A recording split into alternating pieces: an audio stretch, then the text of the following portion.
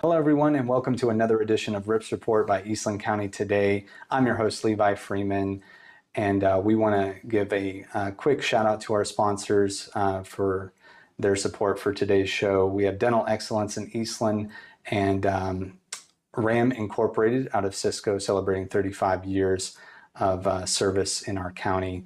Today we are joined by Dr. Robert DeLuca. Thank you so much for inviting us to your beautiful home here in Eastland and to kind of get to know you a little bit better, talk about your incredible career, and we're going to touch on an amazing award that you recently received and were honored with, and we're very privileged to have a doctor and physician that really cares about our community, and we're going to get to talk about all that in a moment. But thank you so much for being on the show. Thank you for asking me. Appreciate it. You're very welcome. Well, first of all, we'll start how we normally do, just getting to know a little bit about yourself, kind of a little bit of where you're from, your background, and I know that you like to play on the side in your somewhat limited spare time. And maybe if you could tell us a little bit about that while we're getting to know you. Okay, very good.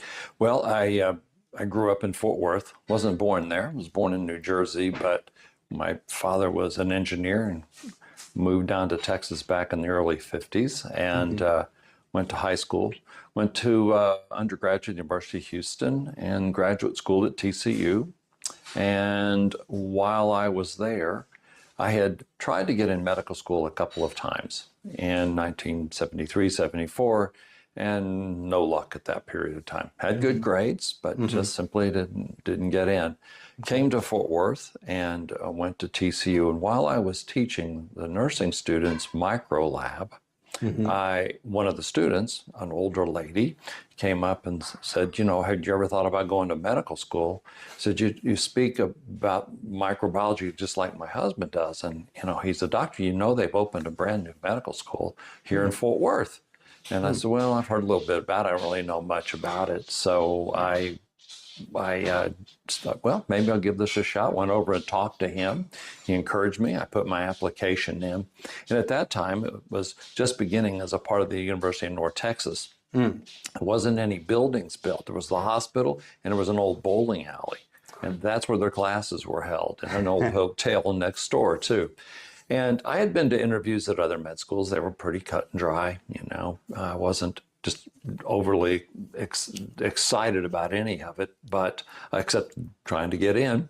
But when I went to this, opened the door, walked into this lobby, students came out, they ask you where you are, what are you doing, how you just come to this school, it's wonderful, we love it here. And they were in a bowling alley, and it was amazing to me. And I went in, the interview was 6 doctors coming in to interview you to get into this school.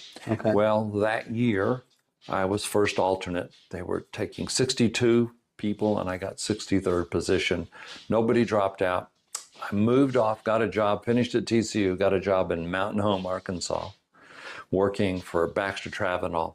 And only because I had worked at Harris Hospital and knew something about sterilizers did I get this job. Of course, the sterilizers at the hospital are a little bitty. The sterilizers in a factory like that are enough to hold 5 pallet loads of product. But I did my job. I liked what I was doing up there. Long way from here, but I enjoyed it. While I was there, I met a guy that worked with me. His father-in-law was an osteopathic radiologist from Tulsa, Oklahoma. Well, he would come visit there every once in a while, and he'd encourage me, why don't you go back? I'll write you some letters. We get you into med school. So I decided to pack them up, move back to Texas, got a job, and reapplied. And after a couple of years, I finally got everything going, had to take an MCAT again, did all that. Grades by that time were even a little bit better because I had been to graduate school. And so we go into the interview, and the interview was going pretty well. Get to this last doctor who's interviewing me, and he says, he's asking me all these questions that I can't answer, you know, who the Nobel Prize winners in medicine, things like that. I had no idea what he was talking about.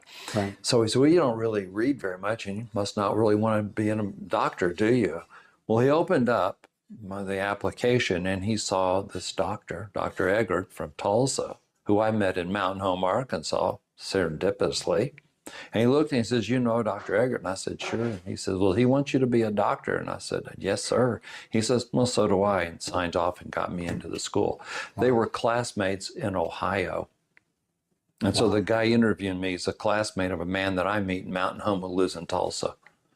And because of that, I got in medical school, and that's how I started and went there, which was great, because getting in there in 1980, if I had not done that, I wouldn't be out here. Right. So after medical school and after graduation, Dr. Hazlip, my partner here for over 30 years, we studied together every Saturday morning. We lived out in North Richland Hills area, and we were a little ways away from the school. And every Saturday morning, in the first 2 years of school, we met in her study. I brought donuts, she made coffee, and we stayed from 8 to 5 every Saturday learning, and got to be good friends. So when I finished my internship, and I decided I was going to practice in Euless, Texas. So I went there, had joined a practice with a guy, and we were going along, and one day I just said, I want to move to the country. And I have no idea. I mean, I lived on the west side of Fort Worth. I had never lived in the country other than Mountain Home, and that really wasn't country, like being out in West Texas is. Right. So I looked around different places, and I asked I called Sandy up, and she says, you don't go anywhere. You come out here. I need help. I've only been here 6 months, and I'm busy and need help. Okay. So I drove out, and sure enough, we started. And I said, okay. I finished out everything up in Fort Worth and found somebody to take over the practice there, and came out here and started seeing patients. And that was a little over 39 years ago since that time. And love it. I mean, you become a part of the community, not just another physician, not somebody in a business. You're a part of the community. Yes. One of the reasons I came here too was the first thing I asked was, I said, do you think the football coach, they have any doctors on the sidelines? Because when I was a student and an intern, I spent every Friday night out in Oklahoma City at football games. And I didn't get to, you can't do that in Fort Worth. They all have, professional trainers, and they got doctors who are orthopedics standing on the sidelines. So I said, well, let me call and find out. And she said, I'll get you to go over and talk to Ronnie Hughes, the coach back then, those days. So I went over and walked into his office and says, hey, I'm thinking about coming. I'm a physician. Do you have anybody that helps you on the sidelines? He says, no. I said, you want a doctor on the sidelines? I said, sure. Now's it. That's why I chose to come out here. So it was the years that it's past the years they'd gone to state, but they were on their way to the big semifinals that year with a great team at the time. And I just, for 20 years, spent my Friday nights hanging out on the sidelines. Of course, in the last years my daughter decided to be a trainer in between playing basketball. So that was fun. So we got to do that together. And that's probably some of my most memorable years here, with the two of us hanging out. Of course, she used to come hang out on the sidelines when she was real little, like 5 and 6 years old. She'd come stand down there with me. And one day I had to run out on the field. We were crowded around some kid laying down on the field hurt. Next thing I see, her little head pop in the huddle there and get run out on. Maybe that's what got her interested in being a trainer in the days. Right. So now the rest is pretty much history of being out here. Wow. See, that bowling alley, that would have been the end of me. I think I would have had better luck, trying to be a professional bowler than, align the stars and everything like you were able to do, and make it all happen and come out here. Now, you have faithfully served Eastland for over 38 years. And what has kept you motivated to stay? I know you touched on this briefly there, to stay and practice in Eastland County. Well, first of all, being in family medicine gave me the opportunity to do a variety of things. And when we first started, we took care of everything. We covered the hospital. We covered the emergency room. We took care of the nursing homes. We saw our patients in the office. Right. And I don't know how we did all that, but the emergency room at the time wasn't so busy. But I loved that whole idea of taking care of somebody from seeing them in the office to calling and sending them over to the hospital and getting admitted. And then we had, we were very busy with what we did. And I just liked the idea of having a variety of things to do. And particularly in family medicine, I don't know, the town just grew on me. We became involved in things outside of the hospital, church, and doing some musicals over at Cisco in their when they would put on summer stock musicals in the Hilton Center over there. And we got involved in doing those things. And then it was nice because, 3 or 4 of the people in my office all had kids in the same class. So it was a joy to be able to, one of us run up and see them in a play at school, or we would just shut the clinic down and all go up there to see them play. So it was, I think, just the life and the lifestyle of being here, but really the patients. I mean, patients become more than just patients. They're friends. Many of my patients I feel as friends. They talk to you about lots of things. And I think just being able to build the trust that we have built out here over the years, I think that's been the biggest part of just staying where I am. There were times when you thought it's tough keeping the doors open, the way insurance changed, the way everything goes a different direction. It's more costly to keep it going. Right. And so there were times, I was asked on several occasions to come and teach at some medical schools across the country. Friends that were deans and would call me up and say, "We sure could use you to be the dean of this or that." And I went, "I'm a country doctor. I don't think about running a medical school." So, and we always had students out here. We always precepted students from day one that we came here. In fact, Charles Childress, who now was in Brownwood at the VA. He now practices down around De Leon, Cross Plains, and between those clinics. He was our first student ever in the clinic, and it's interesting that he ended up coming out here. So we like that. We have PA students now. We have nursing students sometimes. We have nurse practitioner students. We have students from 2 or 3 different medical schools, and plan to be busier because now we're opening an osteopathic school at Tarleton. Wow. And the dean is one of Dr. Hazlip and I's classmates. So we have a friend right down the road. So we hope to be seeing a lot of their students come up this direction. That'll be great. That'll be great for the area too, to just get more, can't have too many, qualified hands ready to serve, our growing area and the greater need. And getting to know, and build those, long-term relationships and really see them as they go through life into the different life stages, has to be rewarding. And we're going to touch on this, all this service that the years that you've poured in here and staying committed here and has culminated in a way, and I know you're not done at all, but we have to congratulate you on being awarded the 2025 Physician of the Year by the American Osteopathic Foundation for outstanding service. And I'm curious what that award means to you personally, and what do you think contributed to receiving that award? Well, thank you. I think personally what it means is that somebody's paying attention to the rural doctors.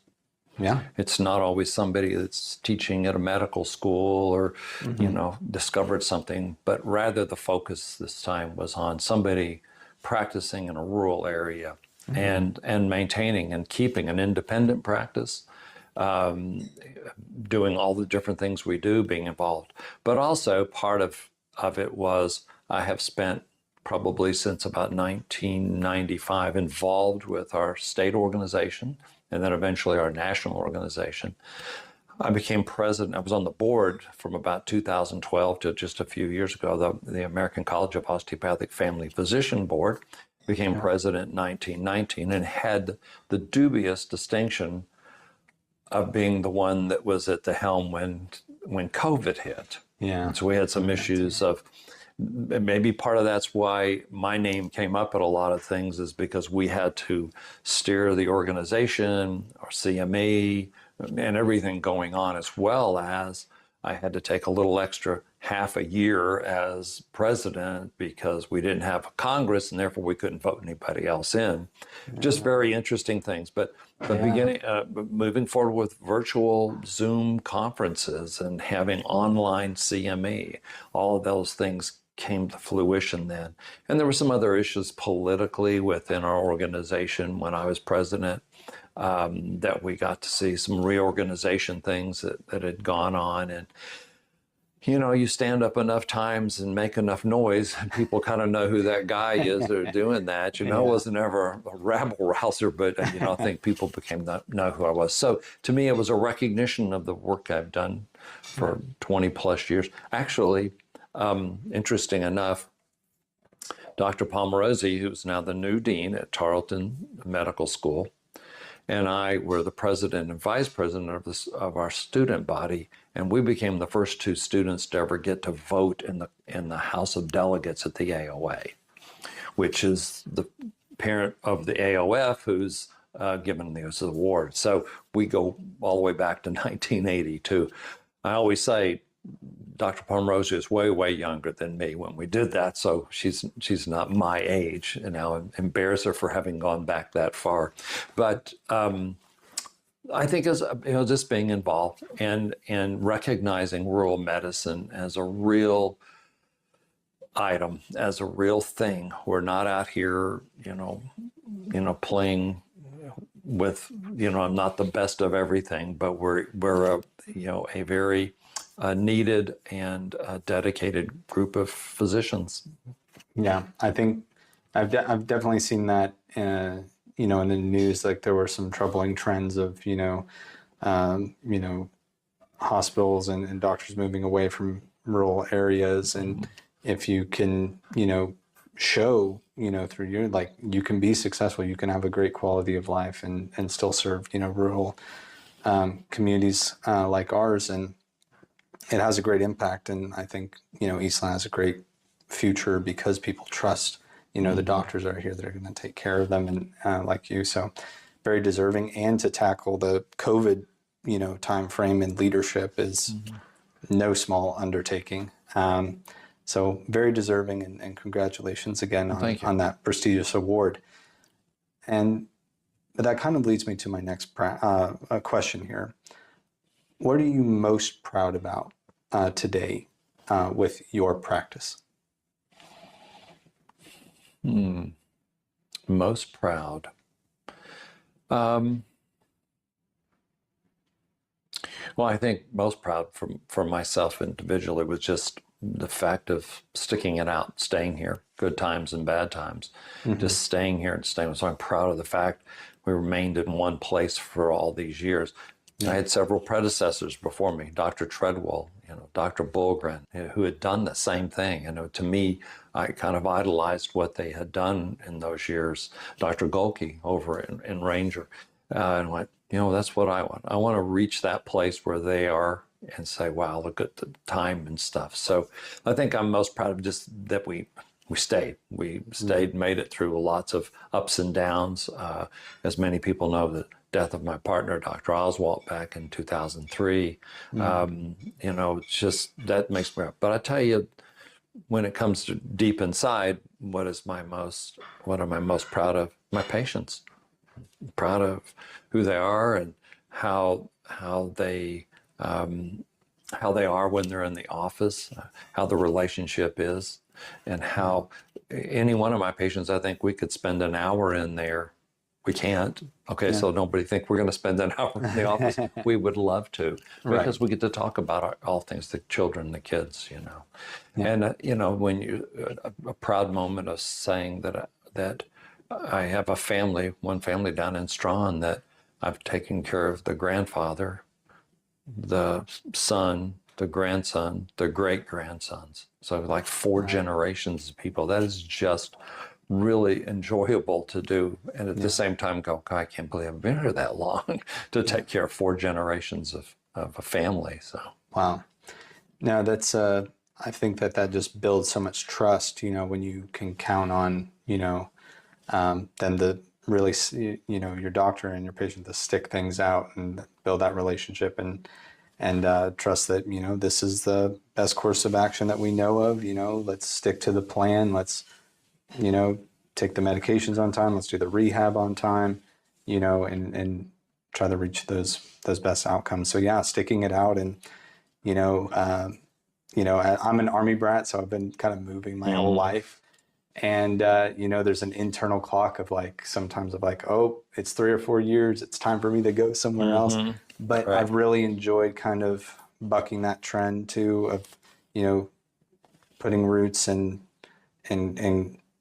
getting to know a community and a church and, our theater life. And it goes deeper, for sure. Switching gears just a little bit, what do you think the main leading health concerns are for Eastland County specifically? Are some of these concerns age-related or habit-related? What would you say might be affecting us around here? I think right now the most pressing issue is keeping our hospital going because it is lifeblood for the community. Without the hospital, emergencies are going to be traveling up the interstate 50 miles away to get an x-ray. You're going to have to drive 50 miles to get an x-ray and then come back. I mean, those are the issues I think that are at base very important. And it is hard. Since I've been out here, several hundred hospitals have closed in Texas, rural hospitals. Right. But then again, there's a lot of city hospitals have also closed or merged together.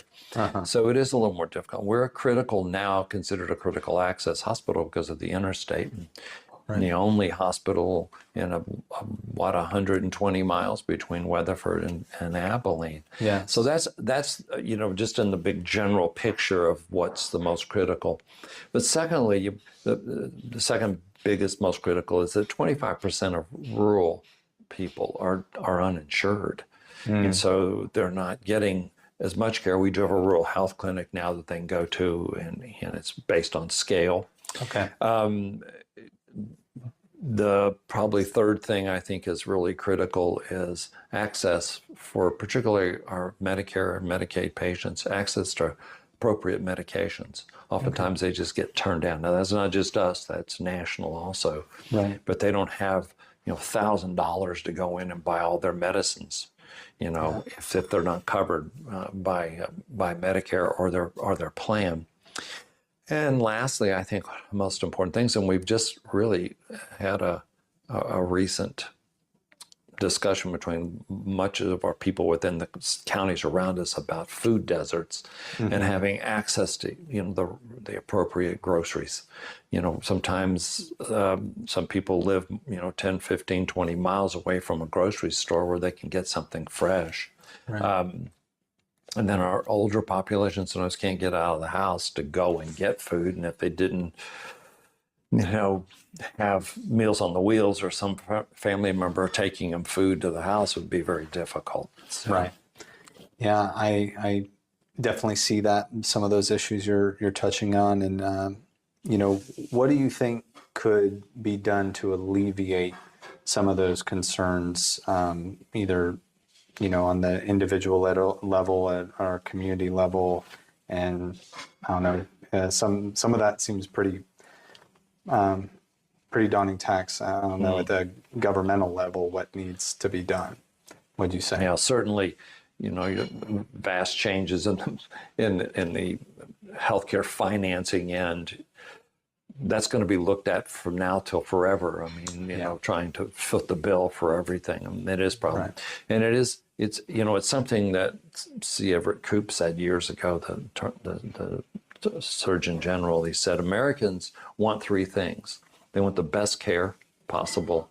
They want fast. They want it now. And they don't want to pay for it.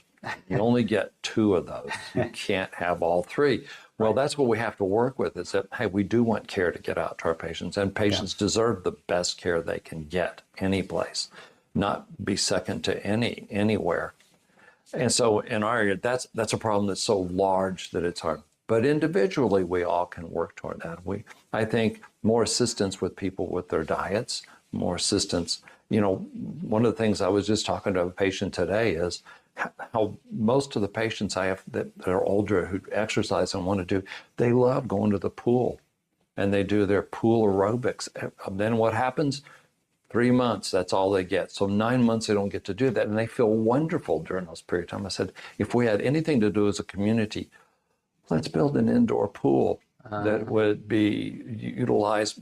Outdoor pools heated are too expensive. Yeah. But an indoor facility with a pool would allow certain hours of the day for those over 70 to go in and do their, you know, my wife and I started doing it in our pool, and I didn't really want to do it at first, but she said, no, come do this. Well, I'll tell you what, my joints never felt so better. Right. Almost so wonderful. You're moving through the water, you're feeling good. And I went, everybody should be able to do it. So I had patients call me and say, can we use your pool? You know, I said, sure, you know, go and jump in and do your pool aerobics. But I think if we had anything that would make healthcare a wonderful, better place. We have plenty of gyms to go to, Right. but our older people don't go to those gyms as much as they want to be in a pool where they can move. You know? I've actually been to, you know, a water aerobics at a class at a YMCA a couple years ago, and it was a challenge. You know, you can kind of go as hard as you want in it, and you know, to what your limits are, and you know, I always sleep better after swimming. Yeah. I always eat better after swimming. There's no question that it's a top, you know, exercise for all ages. Right. And, you know, as long as you know what you're doing, as long as you know how to swim, and, you know, maybe have somebody watching you, make sure you're safe. But yeah, it's wonderful. I would love to see that. I would definitely love to see a community indoor pool. I think, you know, demographically, that makes a whole lot of sense, you know, from what I can tell. Those are good, you know, a good evaluation, doctor. What is your personal health routine? I know you talked a little bit about with the pool there, but like you said, you can only use that so much. What, and how has your personal health routine maybe changed over the years? Do you kind of keep up with studies and adapt, or do you have maybe a tried and true method? You know, physically, I am one of those that's probably been doing some sort of workout pretty much every day. I mean, we work out somehow or other. Walks with the dog now. I don't jog anymore, but used to, you know, go out and jog, and we ride bikes occasionally, but we have workout room in the back of the house, and we go back there and we put on whatever program my wife has chosen, and we do weights and we do aerobic, but we make sure we try to get 30 minutes in every day of exercise. Right. We try 90% of the time to eat well, you know, occasionally, you know, I want some chicken wings, but for the most part, we try to eat pretty well but so just basically taking care of ourselves. And I think as far as mental health and all, you know, relaxation for me and enjoyment is I play guitar at church. Nobody was playing any music there over in Ranger at St. Rita's, and I just one day got up, said I'm bringing my guitar next week, and got up and started playing, and that was it. I've been doing it for several years now on Sunday mornings, and that's real relaxing me. It's just my quiet time I just can sit there and, you know, not really pushed to do anything. I thought I kind of hated it because I've been doing stuff in churches since I was 11 years old. Now it was like, I miss it. So we went back to doing it. So that's sort of the mental health way. We do play, our band gets together, but only when somebody says, hey, would you play at something? Then we all say, okay, well, let's get together and practice and knock a little of the dust off things and see what we do. But we're all getting older too, and it's harder to get the equipment all lined up anymore because of our ages. But we enjoy it. I mean, that is really relaxing. A couple of hours with the guys to play is, you know, just really, really relaxing for me. Yes. I feel like definitely people should have a creative outlet, you know, for their mental health, you know, so if there is something bugging them, they can, you know, write it down in a poem or just put it down or, you know, sing through it or act through it. You know, there's, you know, plenty of ways to get involved in Eastland. and express yourself like that.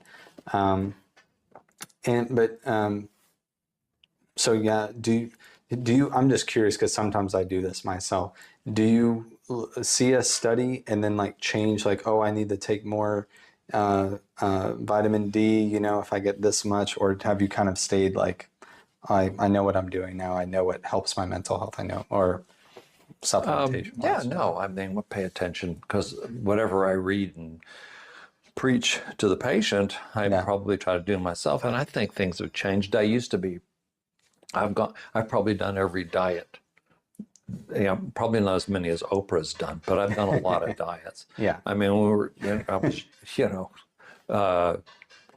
there was years that I just never touched a carbohydrate. I ate so much bacon. I mean, the price went up, you know. Then I realized I was doing the wrong thing, eating so much meat and fatty meats. But I lost 50 pounds doing it, you know, that way. But it's not, I mean, you want to sneak out and have an apple, you know, or something when nobody sees you. So gone through that. Today, I'm down to telling people, eat fresh. Yeah. Eat fresh. If it's not fresh, don't eat it. You know, if you're buying processed things and things like that, they're off time.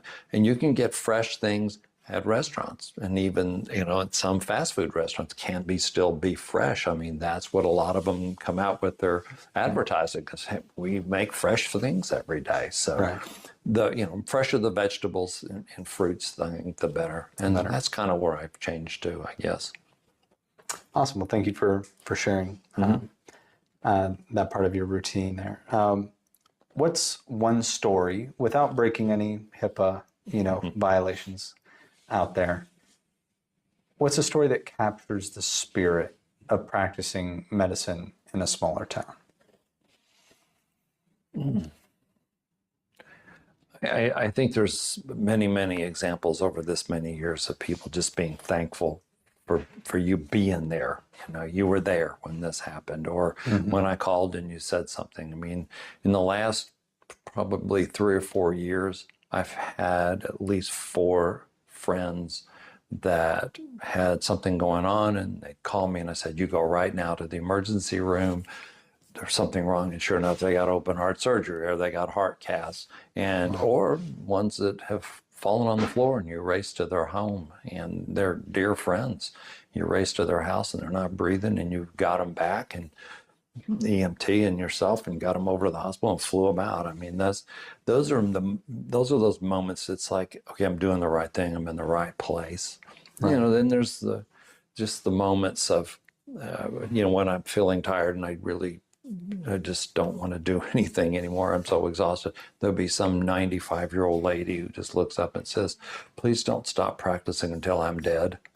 So those are the kind of things that warm me.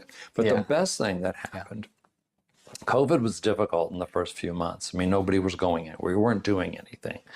And I've been the county health officer for as long as I know that I've been county health officer here. And usually it doesn't involve too terribly much. I sign off a few things here and there. We have some meetings with the county judge and such, just discussing issues. But during the hepatitis outbreak here back, 25 years ago, it was but when COVID hit, it was a whole different story. You had to make decisions about things. Right. I wasn't always the most popular guy in town, and I got a lot of flack from a lot of people. But I had friends, and I'd just call them up and say, hey, they were in my office, same way, ignore it, So having that community, even trying to make these tougher decisions. But the best thing that happened, one Friday night, we were sitting out, this is probably May, I guess, of 20, and you could go down to BJ's Pizza. He would make pizza and put it out the door for you, and you'd go get some pizza. So we said, all right, I'll drive down there. So I drove down. My stepdaughter's with us, and Val and I were sitting outside. I drive down there. I go in, pay. We're all in masks and everything. I walk out with it, and this young man is standing there, and he looked over at me. He said, Dr. DeLuca? And I said, yes. And he says, do you remember me? And I said, no, I'm sorry, I don't. He said, you saved my life on Ranger Hill one night.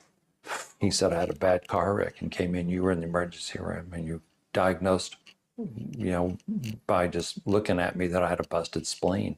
You got me into place and got me sent up and took my spleen out and saved my life. Wow. And I went, well, where do you live now? He says, oh, I'm just back here today visiting a friend. One day he lived someplace far off. The moment really meant a lot because it was like, you're where you're supposed to be. I mean, I don't know who this boy was. I don't remember. I don't even remember the incident, to tell you the truth. Yeah. But the fact that he stopped and said those things to me at that moment when I was not feeling really good about being here at the moment, man, it changed things. It was like, okay, that was a voice to me that it felt like somebody was making the stamp of approval on what was going on. Yeah. Yeah, I love those moments in life that you know, like God is, through those trials and tribulations, that he's put you in that moment and you're doing the right thing and you followed and you're following the way that you were supposed to go. And I don't know, there's nothing on this earth that feels quite like that. Exactly. When you know that and you're in the way. Now, how has newer technologies changed your practice over the years? Well, of course, we've been in electronic medical records since 1998. Okay. It was fine.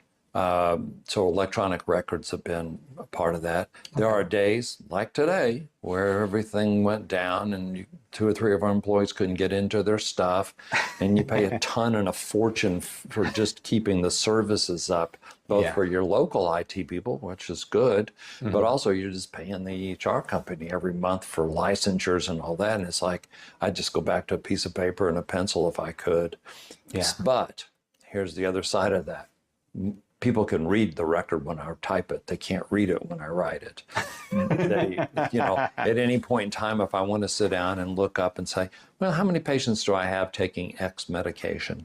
I just punch it in and get a list of people, by just checking on that. Particularly when I'm talking about controlled substances, I want to know how many people do we have taking these things. So I have my list. So you couldn't do that with just having charts. I'm able to get back in and read in the middle of the night. I don't have to go up to clinic. I can open up. So in some ways, it's very helpful. Other ways, it's frustrating. Right. Now, as far as overall AI, we've always had access in our phones to UpToDate and Hippocrates. They're things you can launch onto and utilize. So you're not carrying any books around. And I tell med students and PA students, there's no use you having to memorize anything because you're holding an entire library of Congress in your phone. You don't have to do that. But even more so now, moving into, people want to know what's the most up to date now. Hey, I'm dealing with this cancer. Right. And what do you think I should do about it? Well, I don't read oncology, journals and know, I know the kind of cancer you have, but I can get an instant answer by just going into AI and get references to what I'm to be reading, right? Right. And so that way, a book I read several years ago was talking about AI and so forth and so on. And it said in the medical profession, for us to keep up with all the subjects that we're doing, particularly in family or like my wife, internal medicine, just to keep up in that, you'd have to be up to date. You'd have to read 26 hours a day. Oh, wow. Because it changes that fast. Yeah. So now, even if you do a Google search, you type it in, it says it's AI generated and gets you to all kinds of readings very quickly and then get answers. The other thing is, cost of medications, costs of medicine, cost of specialists go up. For people out here, a lot of them don't want to travel. Why do I send a patient to the rheumatologist? Well, because they're smarter in that field than I am. They have more knowledge, and the drugs are expensive and the diseases are kind of nasty. Yeah. And so I need their expertise to be able to help us make sure we have the right diagnosis and get the right medications, oncologists and whoever else. But the professions that are mostly, I would say, mental, they're not hands-on like surgeons or dentists or something. It's the knowledge you're looking for.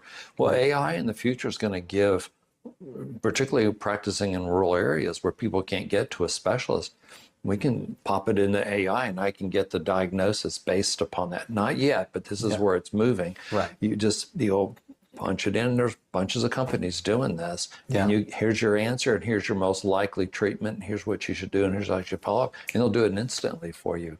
And patients very happy and doesn't have to travel someplace else. The other thing is the cost of medical care goes down. Yeah. You're not spending lots more money going to 5 and 6 and 7 different doctors. Yeah. We've several years back we did ourselves, our organization, and AAFP, which is American Academy of Family Practice.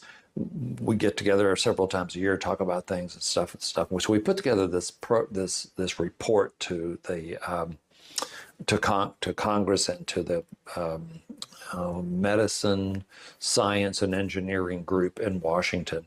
And that's basically what it was.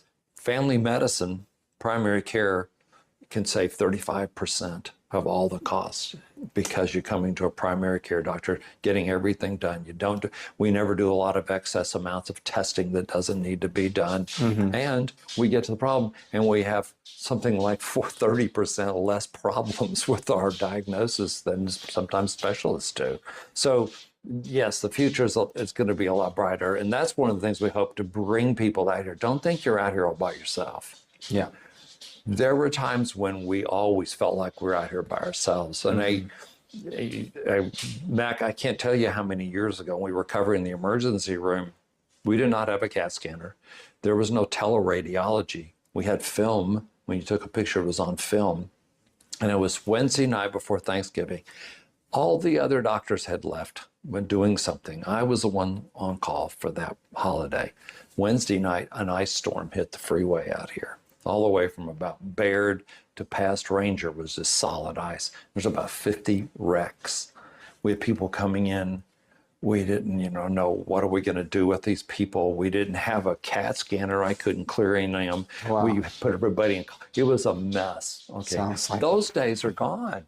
Wow. The technology of having a CT scanner and get a reading on it in 10, 15 minutes. Yeah. Yeah, I can tell you right now, you don't have a hot appendix. Let's, do this, do this, and this. I can tell you your neck's not broken. Let's get you up and moving around.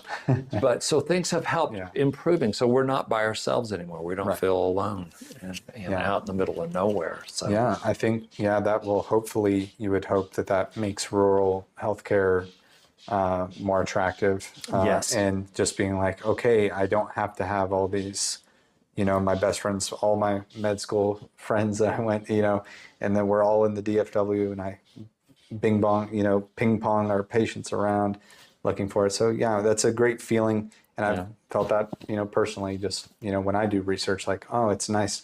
Now you still have to check yourself. You still need to check your sources, especially for the time being. It's still a work in progress. Sure. But it is a bright spot for the future of healthcare. Absolutely.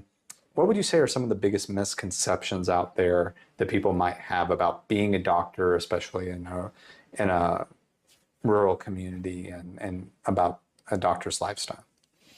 Well, I think in some circles they see people, particularly in primary care, like, oh, well, you weren't smart enough to be you weren't smart enough to be a cardiologist or whatever the case may be. Okay. And rather than it being a choice profession. And so family medicine, we have pushed now for 20 or 30 years saying, hey, this is just as important, if not more so, than the specialist.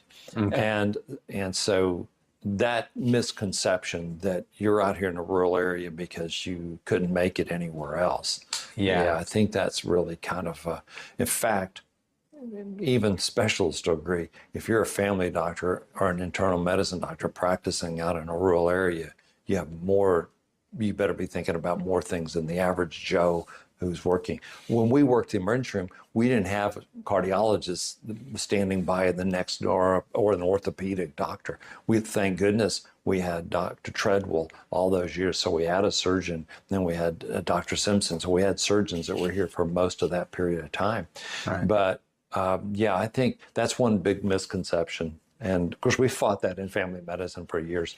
You have to be able to do a lot of different things to be a family physician. So, so that, and the other is probably, well, you're you're a rich doctor, so, whatever. I remember when I first came out here, one of my patients, I didn't know anybody. When that patient says, he said, "What are you driving, Doc?" I said, that old Datsun pickup truck out there. And he went, "Always drive that." He said, "You start buying them fancy cars, nobody's going to pay your bills." So I always remember that. So we don't, I still drive an old Impala right now. So I just think, yes, that's a misconception. The other is maybe the Marcus Welby thing that, the doctor knows everything, Right. Well, we don't. But I think that misconception by people has probably been going away. People don't think. Yeah. They don't value the knowledge in your head. They value your abilities to listen. Number one, if you're listening to the patient and responding, one of the biggest complaints I get is when people come back from the cities and they say, the doctor sat down at his computer and started typing, didn't even look at me the whole time. And then here's the thing, and out the door they went. Yep. So, there's a lot of wonderfully gracious, wonderful specialists, believe me. I'm just saying in general, and even there's family doctors, and there's probably rural doctors do it too. Listening is more important than the knowledge you have to know. Yeah, so that's an important life lesson. No matter what you are, you can be a diesel mechanic, and nobody wants to be around somebody that especially comes off as a know-it-all, or and you're gonna do what I tell you to do. They want to feel at least listened about their concerns. This is what I'm worried about. How can we work around that, maybe, if possible, at least listening to that. Sure. How do you and your clinic like to get involved in our local community and give back to our community? Well, we're usually involved in most of the things that, like the auxiliary puts on. We try to be there and sponsor a table and do all that. A lot of, for me, it was, working with the athletes, working sidelines, basketball, football, so forth and so on. But I think mostly for us, it's giving our employees that opportunity, if their child is in a play, to leave and go and be a part of that, to support that. Or if somebody's putting something on, communally, we let them off to be able to go and be a part of that. It's not like, no, you can't leave here till 5:30. No, we let them go. We'll fix out and figure out what's going on. Okay. For my wife and I, my wife's part of the Lyric Theater group, and she loves being on that board and has brought she's an internist now, but she was an art history major in college. And so it was quite the shift. So she still has this very artistic background, and so being involved, and for me, again, playing in the band and being a part of a group, we have fun, and yet we help people raise money for things, and stuff. So, when you give your talents, and I've heard you play. I remember the Battle of the Bands. I think what was that, year and a half, 2 years ago now, something like that. 2 years ago. That was a great, fun evening, and y'all are incredibly talented, and and we want to thank you for your work with the Lyric and letting people have some of that creative freedom, and that helps their mental health, like we talked about too, is just knowing that they can go out and express themselves as well. And so we're very thankful for all your community impact as well. Is there anything else you would like to mention for our audience at home? No, I just appreciate all the support I've had over all these years. I appreciate the policeman that didn't give me a ticket for running the stop sign at going to my house one night, going the wrong way, and it was 3 a.m. And, the community effort, and the support, and being in such a lovely location. we always talk about, people ask, you're going to retire. So what am I going to do if I retire? You know, it's only so much I can sit in my backyard and stare at Interstate 20 out there. You know, it's so, Yeah. no, it's just, thanks to everybody in this community for, and not just Eastland, but Ranger and Strawn and Cisco and Cross Plains and all the areas around, and all the support from all of our, you know, how could we even begin this without talking about our nurses in this area? Yes. Always a shortage, always. Yes. And I love doing nursing homes. I love going to the nursing homes, but I really love the nurses in the nursing home. They're dedicated to doing one of the toughest jobs, I think, any place. Yeah. It is not the easiest thing in the world. And they're just, you know, I'll stand up for them at any moment in time for the things that they do there. So the support of that, and all the staff at the hospital, the people that work in all the different areas and stuff that keep these things going, it's just, you're appreciated more than they'll ever know. So yeah, well, I think the feeling is definitely mutual, you know, and it shows in just, you know, wanting to be there for each other for this long, and we'll keep it going. Now, we would be remiss if we didn't get to our Rips Report questions. A few fun questions inspired by Old Rip, the legendary horned toad, down on the square in Eastland. First question, it's always the same. It's becoming an oldie but a goodie. Who or what would you like to rip a new one? Oh, I'd say rip. Okay. I probably want to rip anybody who walks in telling me they did their research on Google and wanted to know about something, or that they had talked to their high school friend that flunked biology but has this cure for whatever. That's my personal thing. So I love people doing and reading and looking up stuff and coming in with questions. Right. But rip, I think about, gosh, if I just had the talent to rip through a riff on some really long, like Inagata-Davida thing, like Jeff Bradley can do. That would be my love, if I could play like he played and rip a guitar up like he does. Oh man, wow. Yeah, yeah. It's it's mesmerizing. Some you know, your Jimi Hendrix out there, and I love. I've come, as I've grown, you know, become more appreciative of, you know, the instrumentalists out there, and it's what a superpower that feels like to be able to do. And you're already very talented, but I understand there's always a higher, another higher somebody level. way better. Yes, exactly. There. Second question: if you could rip into any mystery today and get to solve it, which mystery would you choose to solve, and why? Oh, I absolutely would be who killed Kennedy. Wow. And only because of the personal attachment. 1963, President flew from San Antonio, gave his last speech at a building in San Antonio, which is now Incarnate Word College of Osteopathic Medicine. That whole buildings were all sold to them for medical school. Okay. So anyway, flies to Fort Worth, and my dad, we lived right on the edge in Ridgemar, close to Carswell and General Dynamics then. And he said, come on, let's go out and see the president come in. I was in 6th grade. It was great. I mean, he was such a big, heroic individual, you know. Right. And so we went out. We're at the Air Force Base. Of course, at that time, you couldn't go on and off because of the Cold War. You weren't allowed on it. So it was the only time I'd ever been on Carswell.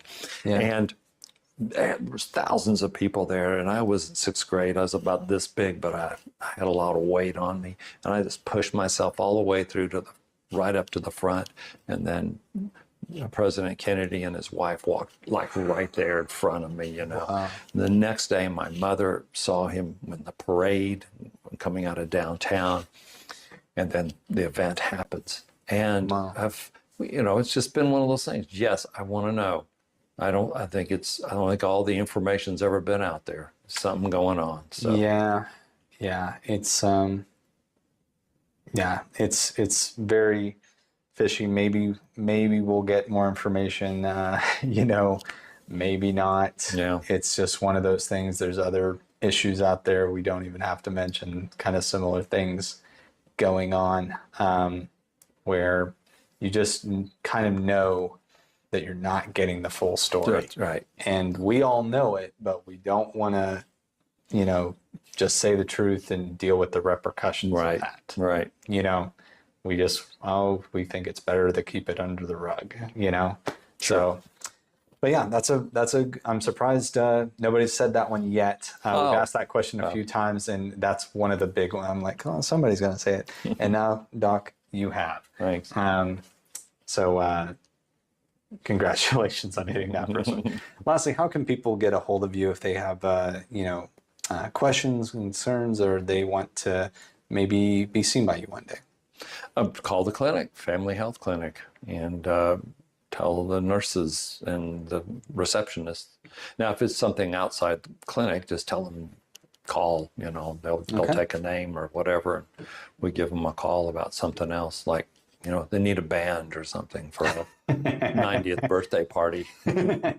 You can still go through the clinic. I guess they've got the time to field that call. That's great. That's part of the benefits of having a clinic out here in Eastland County. Well, thank you so much, Dr. DeLuca, for your time and dedication to our community and for being on the show today. It's been a real blessing, and we look forward to seeing you again in the near future, and hopefully when you're playing next, love to see you play again soon. Hope to don't have to see you too much in the office other than a checkup, annual checkup. That's fine. Those of you at home, if you've enjoyed our interview today, please like, share, subscribe, and leave a comment below. And feel free to use the link in the description below to go to our YouTube channel. We have all of our RIPS reports downloaded there for your enjoyment. Feel free to check all those out. And we want to give a special shout out again to our sponsors of today's show. We have Dental Excellence in Eastland and RAM Incorporated in Cisco, again celebrating 35 years of wonderful service in Cisco. Until next time, this is Levi Freeman with Eastland County Today with RIPS Report. Stay ripped.